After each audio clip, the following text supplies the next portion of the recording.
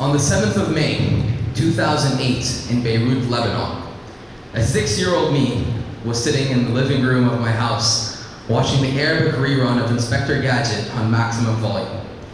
The sound of the playful opening theme was not enough to block out the noise of my sister in her room in her playdate with her stuffed animals, nor the sound of my mom in the kitchen making some delicious falafel and shawarma, or the sound of my dad in his office on the phone with some business partners. Sadly enough, it was not loud enough to block out the noise of gunshots and bombs growing in multitude in the streets. My parents came rushing into the living room, faces filled with fear. They tell me to get up as quick as possible and follow them, to run. Both carrying boxed foods, water, but still holding one of my sister's hands. I took a look outside the window and asked them, "Are those fireworks?" Events like this were not just one-time occurrences in my life, but more like ongoing traumatizing events that shaped my childhood and who I am today. I was born and raised in a war-torn region of the world. I was born in Mosul, Iraq, but lived in Beirut, Lebanon for 13 years of my life. I can say that no living soul on the face of this planet deserves to live through the experiences of war, terror, and destruction. I've experienced 3 different wars during my lifetime, countless protests, chaos, and even verbal prosecution and threats to me and my family. With this, my parents decided in 2016 to take a huge leap in our lives. They decided to move to the United States. For me, this was at first a very nerve-wracking decision, but eventually I learned to accept it. I figured out that this was going to be something very beneficial to me. Now you see, back home in the Middle East, success is generally connected to large wealth and a large status in society. But here I realized I was different.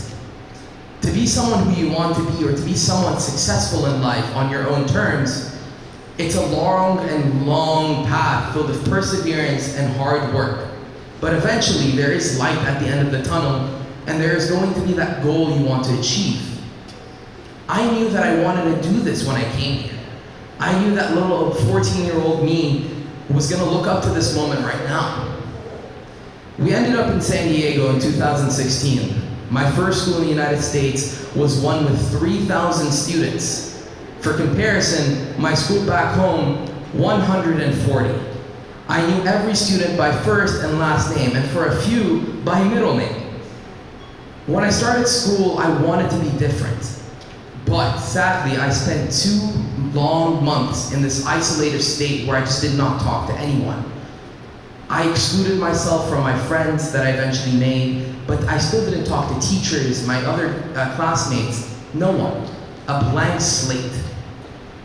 But then after the school year, after I made some new friends, my parents decided to hit me with some more news. Hey, we're moving up to Davis. I had to repeat this entire process again, but this time, I knew it was going to be different. When I arrived here, I realized that I wanted to make change. I participated in extracurriculars, discovered passions, and realized what I wanted to do. I overcame that fear. I overcame those fears of a little 6-year-old boy in his living room, not knowing what's going to happen the next day, not knowing what I'm going to do in my future. Last year in my junior year, I found out about this program, Distinguished Speakers. It allowed me to express myself within my community, become someone who can actually bring change to the world. I realized that I have the potential in order to bring some revolutionary ideas to the table, be someone that can bring hope to people who are underrepresented or people who think they don't have a voice. Now, the title of this presentation, as you saw previously, was Where I Am From.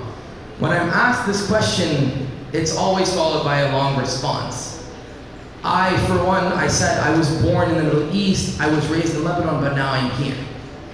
But after 17 years of living on this earth, I finally realized what the answer was.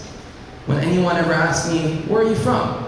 I answer with, I'm an Iraqi-born, Lebanese-raised, stereotype defying teenager living in California. But that's not it. I am someone who can say I have people like these by my side. People who will be there by every step of the way and think and believe that I can bring change. Me, these people behind me right now, and all other students, not only in this district, but all around the world, we have the ability to change the world, and we will. Thank you.